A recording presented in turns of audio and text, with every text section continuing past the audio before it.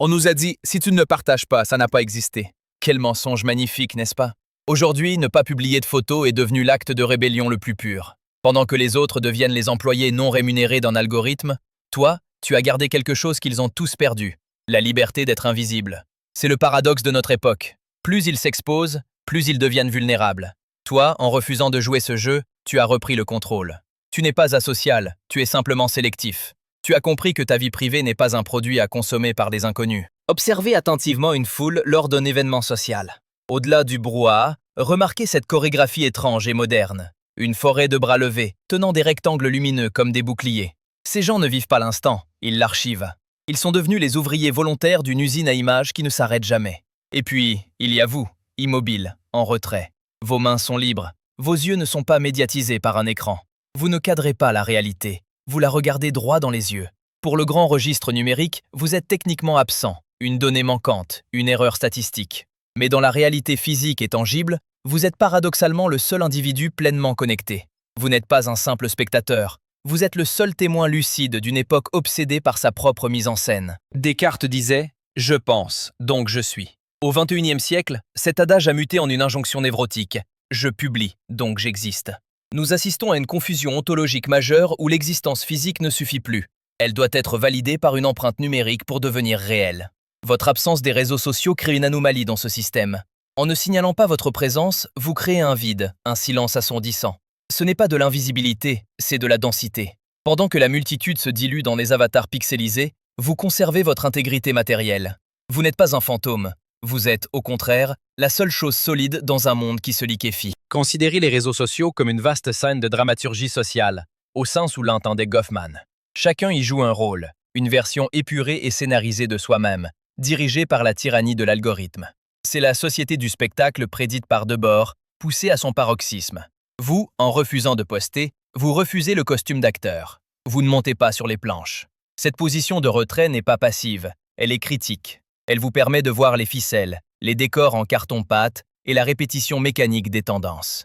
Vous n'êtes pas exclu de la fête, vous êtes simplement lucide sur le fait que la fête est une mise en scène. La quête de like n'est pas une simple vanité, c'est un mécanisme de servitude volontaire. En publiant, vous soumettez votre valeur intrinsèque au tribunal de l'opinion publique, régi par des métriques froides et impersonnelles. C'est une forme d'aliénation, où l'estime de soi devient fluctuante, indexée sur le cours boursier de l'approbation sociale. Votre silence numérique est donc un acte d'insoumission. Vous avez court-circuité ce système de récompense. Vous ne demandez pas à la foule de valider votre petit déjeuner ou vos vacances, car vous avez compris que l'autonomie véritable commence là où le besoin d'approbation s'arrête. Il existe une corrélation, souvent inversement proportionnelle, entre la fréquence des publications et le bonheur vécu. En psychologie comportementale, on pourrait appeler cela de la surcompensation. Plus on s'efforce de prouver que l'on est heureux, plus on tente de colmater une brèche intérieure. L'impératif de « montrer le bonheur » finit par tuer le bonheur lui-même, le transformant en un travail, une performance à livrer. Si votre profil est vide, c'est probablement un signe de santé mentale. Cela signifie que vous étiez trop occupé à vivre l'expérience pour avoir le réflexe de la documenter. Le bonheur réel est égoïste. Il se garde, il ne se diffuse pas. Dans ce que les économistes appellent l'économie de l'attention, votre temps de cerveau disponible est la ressource la plus convoitée par le marché. S'absenter de ce flux n'est donc pas une fuite, c'est un acte de résistance politique. Vous retirez votre capital attentionnel de la bourse. Ce retrait stratégique crée de la rareté. En marketing, ce qui est rare est cher. En étant introuvable, vous ne subissez pas la dévaluation inévitable liée à la surexposition. Vous devenez un bien non fongible dans un monde de copies conformes. C'est l'art de maîtriser sa propre rareté pour ne pas être consommé comme un produit de masse. Nous avons délégué notre fonction mémorielle à la machine. C'est une forme d'amnésie technologique. Nous pensons que parce que l'image est stockée sur un serveur, le souvenir est stocké en nous. C'est une illusion. La mémoire humaine est reconstructive, sensorielle et émotionnelle, tandis que la mémoire numérique est froide et statique. En refusant de tout photographier, vous refusez cette externalisation de votre vie intérieure. Vous forcez votre cerveau à faire son travail. Imprimez l'instant par l'émotion et non par le pixel. Vous vivez l'événement au lieu de n'être que l'archiviste de votre propre existence. Les réseaux sociaux nous vendent une version aseptisée du réel, une hyper-réalité où les imperfections sont gommées par algorithme. Cette obsession du lissage est une négation de la vie, car la vie est par nature chaotique, organique et imparfaite. Ne pas utiliser de filtre, ou mieux, ne rien poster du tout, c'est refuser de participer à ce mensonge collectif. C'est accepter la texture rugueuse de la réalité contre la surface lisse de l'écran. Vous ne cherchez pas à éditer votre vie pour la rendre digeste aux autres. Vous la prenez brute, sans additifs, dans toute sa vérité parfois médiocre, mais toujours réelle. La transparence totale est une tyrannie moderne. On nous pousse à tout dire, tout montrer, sous prétexte d'authenticité. Mais en réalité, l'information tue le fantasme. Celui qui s'expose entièrement devient instantanément banal, car il n'offre plus aucune prise à l'imagination d'autrui. En gardant le silence, vous préservez une asymétrie d'information. Vous savez qui ils sont. Ils ne savent pas qui vous êtes. C'est une position de pouvoir. L'être humain est programmé pour résoudre des énigmes. En devenant indéchiffrable, vous devenez inoubliable. Vous n'êtes pas un livre ouvert, mais un manuscrit scellé. Il faut distinguer l'être du paraître. Le besoin compulsif de broadcasting, diffusion, est souvent le symptôme d'un vide identitaire. C'est le tonneau vide qui fait le plus de bruit. La véritable confiance en soi est, par définition, silencieuse. Elle n'a pas besoin de témoins pour se confirmer. Votre mutisme numérique est la preuve que votre structure interne est solide. Vous ne cherchez pas votre reflet dans les yeux des autres ou dans les statistiques d'une application. Vous vous suffisez. C'est une autarcie émotionnelle qui, dans notre société de dépendance au regard de l'autre, est le signe ultime de force. À l'ère du capitalisme de surveillance, la vie privée n'est plus un droit acquis, c'est un territoire à défendre. Chaque donnée que vous offrez est monétisée, analysée et utilisée pour prédire vos comportements futurs. En gardant votre vie hors ligne, vous refusez d'être une matière première pour les géants de la tech. Vous n'êtes pas un utilisateur passif, vous êtes une boîte noire impénétrable.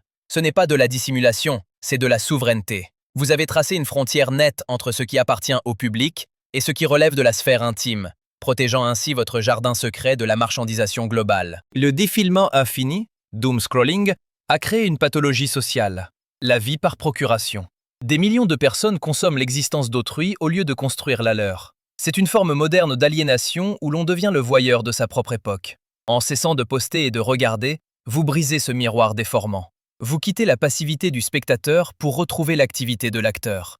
Vous avez compris que le temps passé à observer la mise en scène des autres est un temps irrévocablement perdu pour votre propre réalisation. Vous avez choisi le réel contre la représentation. Il y a une forme de profanation à interrompre un moment vécu pour le numériser. Dès que vous sortez le téléphone, vous sortez de l'expérience. Vous passez du statut de « celui qui vit » à « celui qui cadre ». Cette rupture brise le flux, l'aura de l'instant, comme dirait Walter Benjamin. Vous, en gardant le téléphone dans la poche, vous préservez la sacralité de l'immédiat. Vous refusez de sacrifier l'intensité du présent sur l'autel du partage différé. Ce que vous vivez reste pur, non médiatisé, non corrompu par le souci de l'angle ou de la lumière. Les réseaux sociaux fonctionnent comme un panoptique numérique. Ce concept de prison, où chacun se sent observé en permanence et finit par s'auto-surveiller. En publiant, vous entrez volontairement dans la cellule. Vous vous soumettez au regard normatif du collectif. Est-ce assez bien? Votre silence est votre évasion. En ne publiant rien, vous devenez invisible aux gardiens de la norme. Vous échappez à la tyrannie du conformisme. Personne ne peut juger ce qu'il ne voit pas. Vous avez retrouvé la liberté radicale d'être imparfait, loin du tribunal permanent des commentaires et des likes. Dans une société de l'exposition obscène, le mystère redevient une valeur aristocratique. Non pas au sens de classe, mais au sens d'esprit. Tout dire, c'est s'appauvrir. Le silence est une stratégie de conservation de soi. En ne révélant rien, vous gardez le contrôle total de votre narration. Les autres ne peuvent pas vous catégoriser, vous étiqueter ou vous enfermer dans une définition simpliste. Vous restez fluide, insaisissable. C'est une forme de puissance tranquille.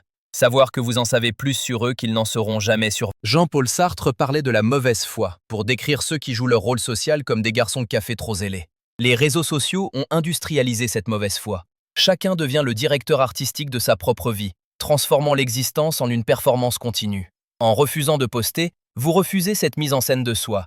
Vous privilégiez l'être sur le paraître. Votre vie n'est pas un contenu éditorialisé, elle est une expérience brute. Vous êtes authentique non pas parce que vous le criez, mais parce que vous ne cherchez pas à le prouver à un public invisible. La sociologie distingue les liens faibles, réseaux sociaux, des liens forts, amitié réelle. Le numérique favorise l'expansion des liens faibles au détriment de la profondeur. Votre discrétion agit comme un filtre qualitatif. Les gens qui vous entourent savent que l'intimité partagée ne finira pas en story. Cette garantie de confidentialité permet une profondeur d'échange impossible sous l'œil de la caméra.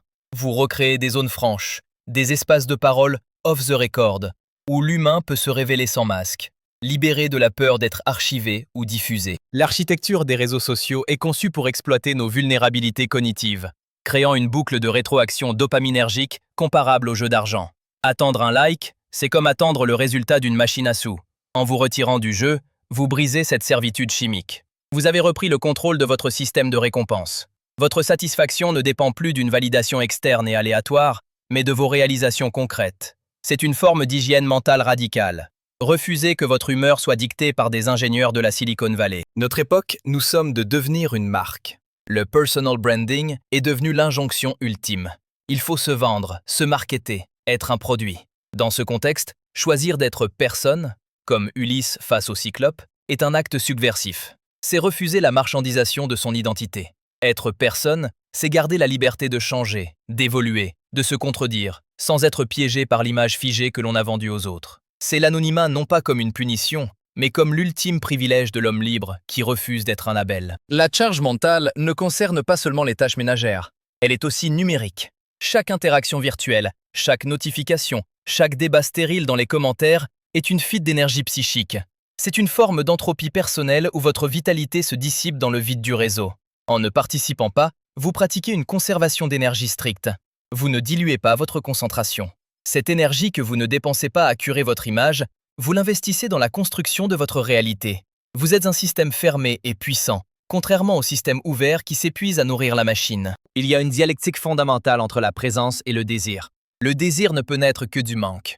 Si vous êtes omniprésent, vous saturez l'espace, ne laissant aucune place à l'imagination de l'autre. L'hypervisibilité tue le charme car elle élimine l'attente. Votre absence numérique réintroduit cette distance nécessaire. En étant rare, vous devenez un événement. Votre parole prend du poids, car elle n'est pas diluée dans un flux continu de bavardage visuel.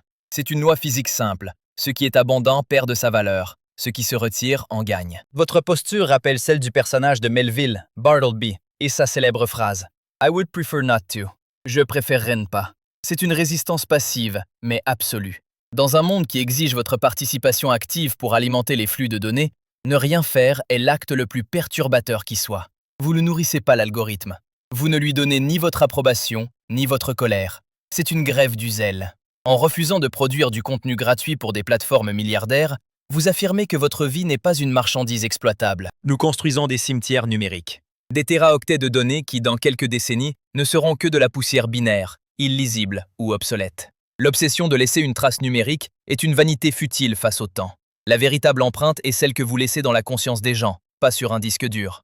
Les actes, les paroles, les changements que vous provoquez dans le monde réel sont votre véritable héritage. C'est une transmission organique, vivante, qui n'a pas besoin de cloud pour survivre. Vous bâtissez dans la pierre, pas dans le pixel. En cessant de vous regarder à travers le prisme déformant de l'objectif, vous commencez enfin à vous voir tel que vous êtes. C'est la fin de l'aliénation par l'image. La plupart des contemporains vivent hors d'eux-mêmes, projetés sur la surface lisse des écrans, négligeant leur architecture intérieure qui se dégrade. Vous avez fait le choix inverse, celui de l'intériorité. Vous habitez votre propre esprit plutôt que de squatter les flux d'actualité. Ce dialogue interne, qui n'est plus haché par les notifications incessantes, est la fondation de votre stabilité. Vous avez troqué la validation externe contre la connaissance de soi. La société a tendance à pathologiser ce qu'elle ne peut pas exploiter. On vous demandera pourquoi vous n'avez pas Instagram, avec un soupçon d'inquiétude, comme si c'était un symptôme clinique. Souriez à cette absurdité. La norme actuelle est une hystérie collective de l'exposition. Être anormal dans un tel système est un signe de santé. Vous n'êtes pas un asocial, vous êtes un dissident. Vous refusez simplement que votre vie privée devienne un espace publicitaire. Ne laissez jamais la confusion de la masse devenir votre insécurité. Vous êtes le seul éveillé dans un dortoir de somnambules. Il y a une asymétrie fondamentale dans la guerre de l'information. Celui qui est vu est vulnérable. Celui qui voit est puissant. C'est le principe du panoptique inversé. Pendant que les autres étalent leurs faiblesses, leur localisation et leurs opinions, vous cultivez une opacité stratégique. Vous êtes un point aveugle sur leur radar. Dans toute négociation, sociale ou professionnelle, celui qui détient le plus d'informations l'emporte. En restant caché, vous conservez l'effet de surprise. Vous êtes le joueur d'échecs qui ne révèle sa stratégie qu'au moment du match. Je vais formuler une demande paradoxale pour un créateur de contenu. Ne partagez pas cette vidéo. Ne la postez pas sur votre mur. Gardez-la comme un secret, une connivence intellectuelle entre nous. Si ce discours a résonné en vous, la meilleure façon de l'honorer est de l'appliquer immédiatement. Éteignez cet écran. Regardez autour de vous. Touchez la matière. Écoutez le silence. Cette réalité tangible est la seule vérité. Tout le reste, le bruit numérique, les likes, les commentaires, n'est qu'une distraction sophistiquée pour vous empêcher de vivre. L'adage d'Épicure n'a jamais été aussi pertinent. Pour vivre heureux, Vivons cachés. Ne cherchez pas à être une célébrité, cherchez à être une souveraineté. Restez magnifiquement cachés.